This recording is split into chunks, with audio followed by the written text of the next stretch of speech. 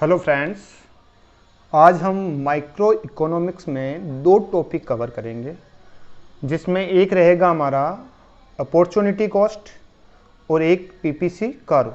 ठीक है, तो ध्यान दीजिए आप लोग। सबसे पहले मैं बात करता हूं कि ये अपॉर्चुनिटी कॉस्ट क्या होती है। देखिए, छोटे से एग्जांपल से समझाते हूँ। जैसे मान लीजिए ये है एक व्यक्ति, एक पर्सन है, ठीक है। ये एक पर्सन है, मान लीजिए मिस्टर राम है। कौन है बच्चों? मिस्टर राम है, जो अभी डॉक्टर है। क्या है? डॉक्टर। और इनको अभी जिस हॉस्पिटल में ये काम करते हैं वहाँ इनको मंथली सैलरी मिलती है, मान लीजिए 60,000 रुपीज पर मंथ। कितनी मिलती है बच्चों? जिस हॉस्पिटल में मिस्टर राम काम करते हैं वहाँ पे उनको सैलरी मिलती है 60,000 रुपीज पर मंथ। अब क्या है कि मिस्टर राम के पास एक ऑफर आया। क्या आया बच्चों? एक ऑफर। दो ऑफर आए हैं ना। Offer number first, number A, ठीक है। और एक ऑफर और आया, offer number B. Offer number B, दो ऑफर आए, offer number A and offer number B. पहला जो ऑफर आया वहां उनको क्या करना था, ठीक है। यहां पे उनको जो है दिल्ली के जो फेमस हॉस्पिटल है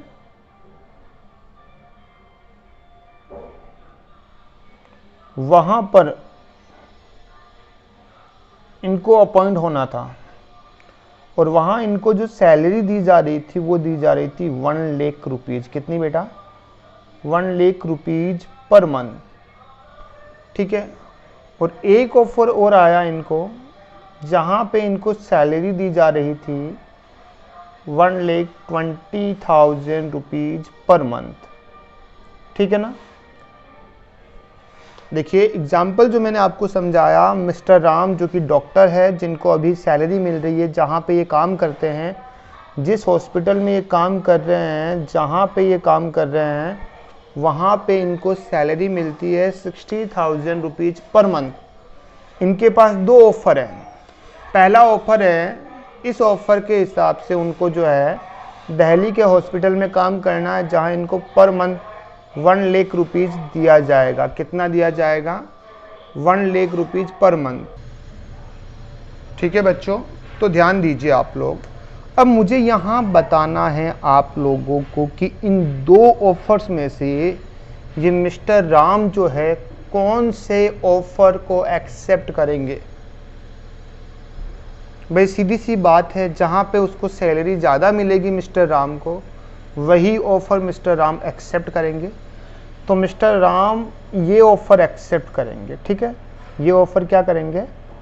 एक्सेप्ट करेंगे, ठीक है। इस ऑफ़र को मिस्टर राम एक्सेप्ट करेंगे और इसे वो क्या कर देंगे? रिजेक्ट कर देंगे। क्या कर देंगे? इस ऑफ़र को वो रिजेक्ट कर देंगे। अब सुनिए, अब जिस ऑफर को मिस्टर राम ने रिजेक्ट किया, वो ऑफर और जहां पे वो जॉब करते थे, उन दोनों में से बेस्ट कौन सा था? 60,000 बेस्ट था या 1 लाख बेस्ट था? कौन सा बेस्ट था? 1 लाख बेस्ट था ना। तो जो 1 लाख है, यही मिस्टर राम की जो है अपॉर्चुनिटी कॉस्ट कहलाएगी। क्या कहलाएगी बच्चों? Opportunity cost. मतलब उनके पास अपॉर्चुनिटी थी, दो अपॉर्चुनिटी थी, जिसमें से इसको उन्होंने एक्सेप्ट कर दिया और इसको उन्होंने रिजेक्ट कर दिया। तो ये अपॉर्चुनिटी उन्होंने सेक्रीफाइस की। इस अपॉर्चुनिटी को उन्होंने क्या किया? सेक्रीफाइस किया। तो जिस अपॉर्चुनिटी को इन्होंने, मिस्टर राम ने सेक्रीफाइस किया, भाई इसको भी किया, इसको भी किया, लेकिन दोनों में बेस्ट कौन सा था? बेस्ट ये था। तो यही इनकी क्या कहलाएगी, अपॉर्चुनिटी कॉस्ट कहलाएगी। क्लियर हो गया, क्लियर हो गया बच्चों? तो ये इनकी क्या कहलाएगी, अपॉर्चुनिटी कॉस्ट कहलाएगी। तो अब हम इसकी डेफिनेशन लिख लेते हैं, देखिए आप लोग, चलिए।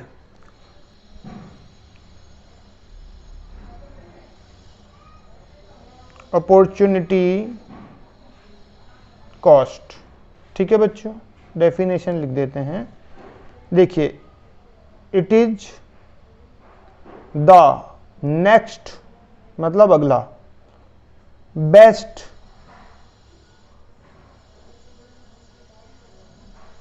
अल्टरनेटिव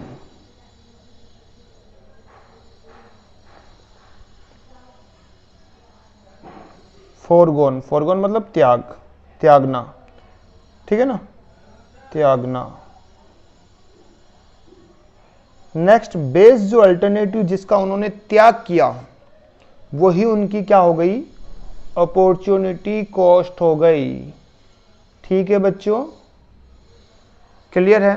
एक छोटा सा एग्जाम्पल लेकर हम समझते हैं इसको। देखो, अब सुनिएगा, एक और होती है, उनके बारे में हम बात करते हैं, सुनिएगा।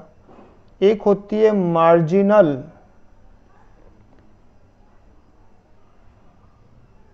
अपॉर्चुनिटी कॉस्ट, इसे हम कहते हैं MOC, MOC। देखो, इसे हम एक एग्जाम्पल के रूप में समझते हैं, सुनिएगा आप लोग, इलस्ट्रेशन के तौर पे समझते हैं, सुनिएगा। जैसे मान लो 2 सब्जेक्ट है, एक है अकाउंट, 100 मार्क्स का पेपर है, और एक है बच्चे अपने पास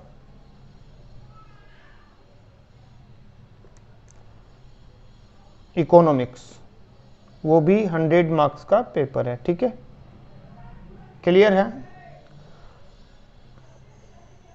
अब मान लीजिए आपके अकाउंट में 80 नंबर आए और इकोनॉमिक्स में 40 नंबर आए। क्यों? क्योंकि आपने अकाउंट्स में ज़्यादा मेहनत की और इकोनॉमिक्स में कम मेहनत की, इसलिए अकाउंट्स में ज़्यादा नंबर आए और इको में कम आए। ठीक है, क्लियर है? मान लीजिए जैसे आपके पास टाइम लिमिट है, आप रोज़ के 4 घंटे पढ़ते हो। कितने घंटे पढ़ते हो? यानी आपकी टाइम लिमिट 4 आवर्स है, यानी 4 घंटे पढ़ते हो। 4 घंटे से ज़्यादा आप नहीं पढ़ते, तो इसका मतलब है आपने ज़्यादा पढ़ाई इकोनॉमिक्स की इन 4 घंटे, अकाउंट्स की इन 4 घंटों में, और इको में आपने कम पढ़ाई की, इसलिए इको में नंबर आए 40 और अकाउंट्स में नंबर आए 80। ठीक है, फिर आपने सोचा कि भाई इकोनॉमिक्स में नंबर कम आ रहे हैं तो मुझे इकोनॉमिक्स ज़्यादा पढ़नी चाहिए। इस बार आपने इकोनॉमिक्स ज़्यादा पढ़ी, तो इकोनॉमिक्स में नंबर आ गए 70। कितने आ गए बच्चों? 70।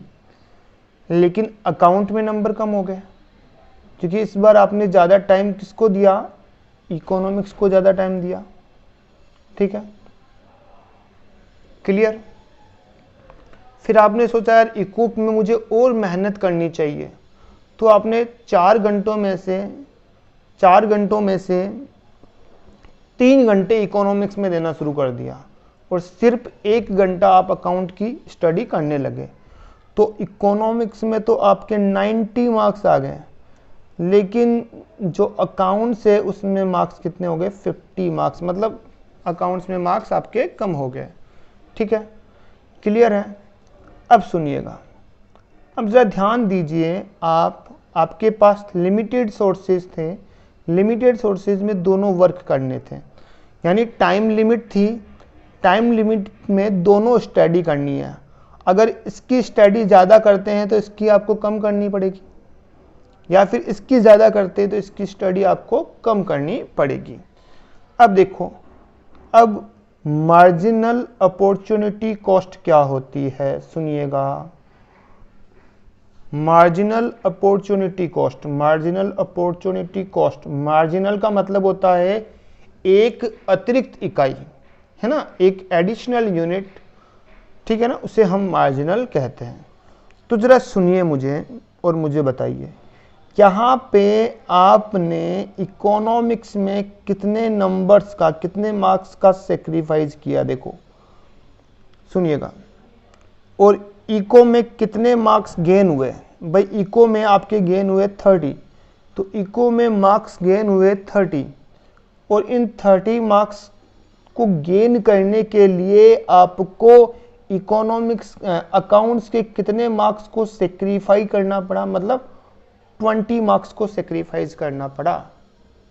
यही होता है मार्जिनल अपॉर्चुनिटी कॉस्ट।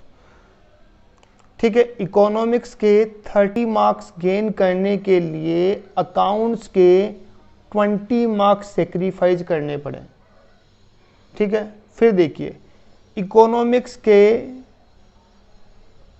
यहां से देखिए इकोनॉमिक्स के 20 मार्क्स को गेन करने के लिए, इकोनॉमिक्स के 20 मार्क्स को गेन करने के लिए अकाउंट के 10 मार्क्स को क्या करना पड़ा, सेक्रीफाइस करना पड़ा। That is called marginal opportunity cost. इसे ही हम कहते हैं मार्जिनल अपॉर्चुनिटी कॉस्ट। ठीक है, क्लियर है? तो ध्यान दीजिए आप लोग, आगे देखिए, समझ आ गया आप लोगों को? अच्छे से समझ आने चाहिए। अब सुनिएगा, अब देखिए जो मार्जिनल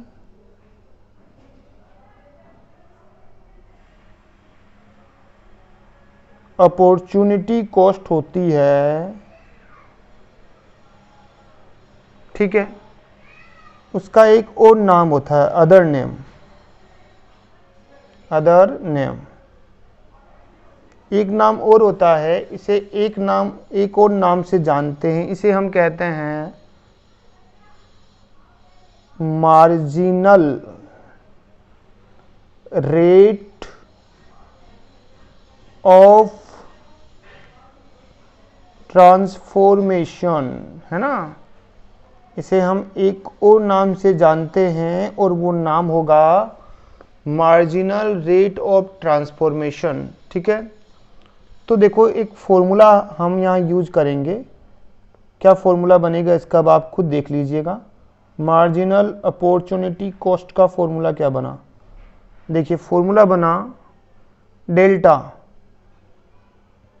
यूनिट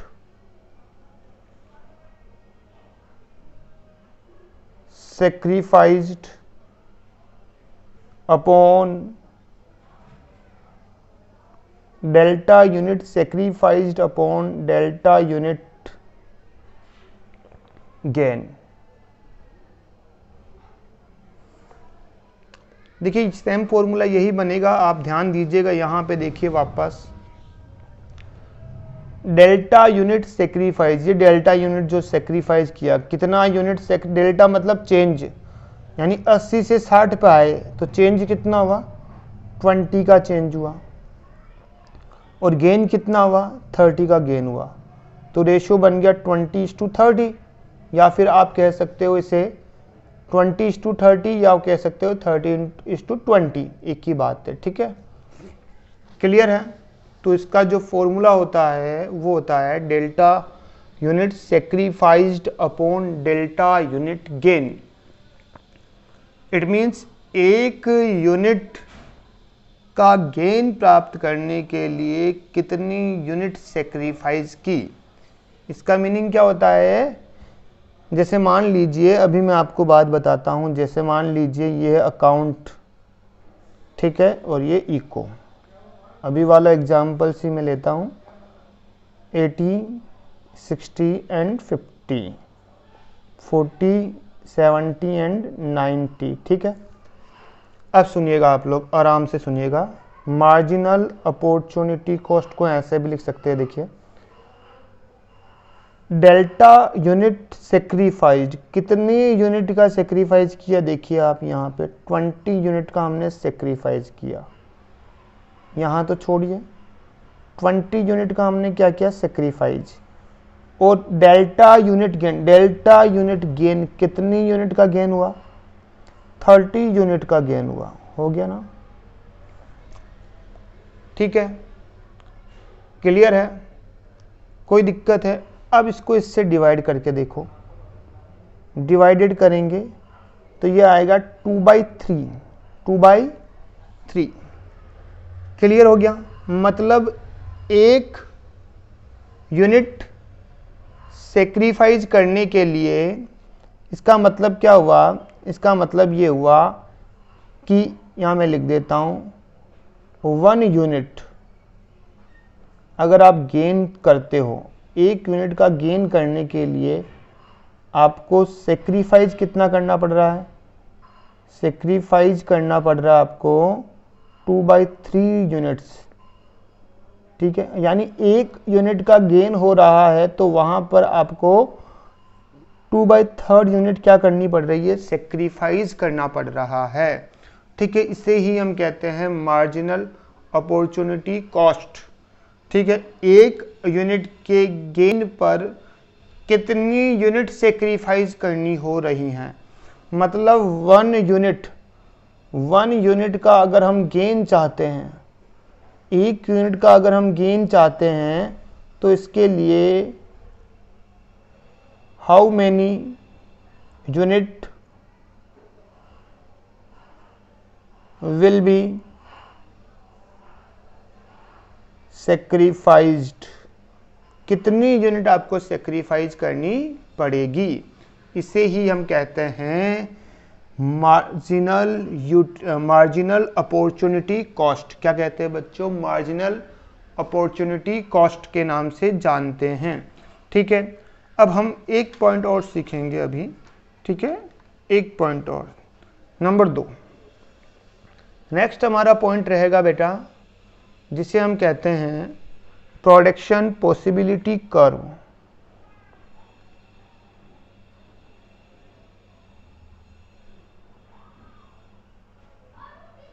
प्रोडक्शन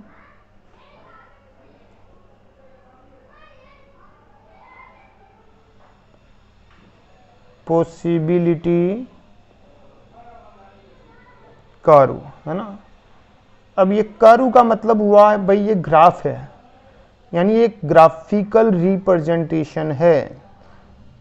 क्या है? Production possibility curve is a graphical representation of 2 commodities.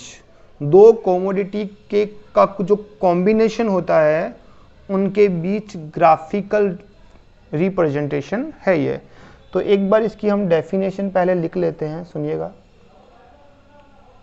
तो हम इसको डिफाइन करते हैं, देखिए हम लिखते हैं it is a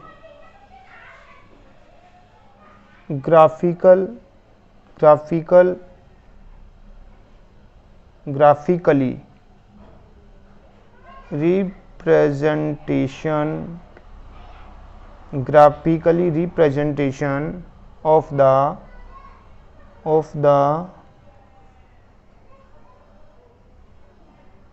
combination of 2 goods। ये 2 गुड्स के कॉम्बिनेशन का ग्राफिकल रिप्रेजेंटेशन है। ठीक है, क्लियर है? चलिए एक पॉइंट और लिखते हैं, सुनिएगा आप लोग। Which represent same satisfaction.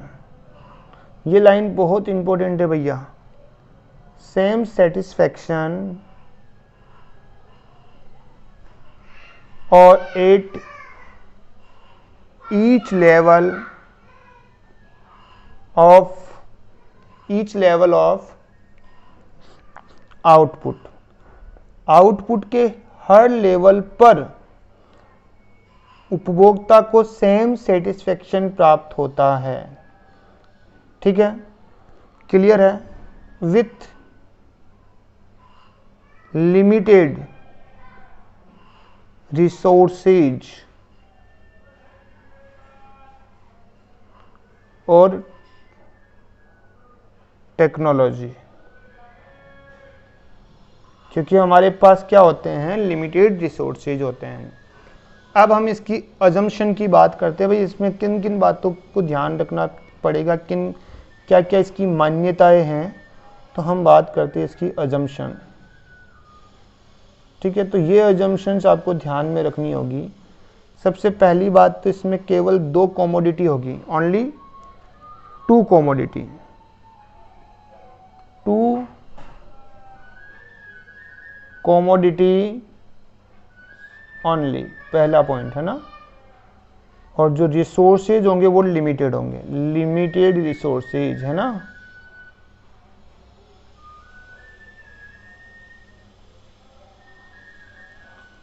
Number 3 रहेगा टेक्नोलॉजी में कोई चेंज नहीं आना चाहिए, मतलब टेक्नोलॉजी कांस्टेंट रहनी चाहिए, कांस्टेंट टेक्नोलॉजी।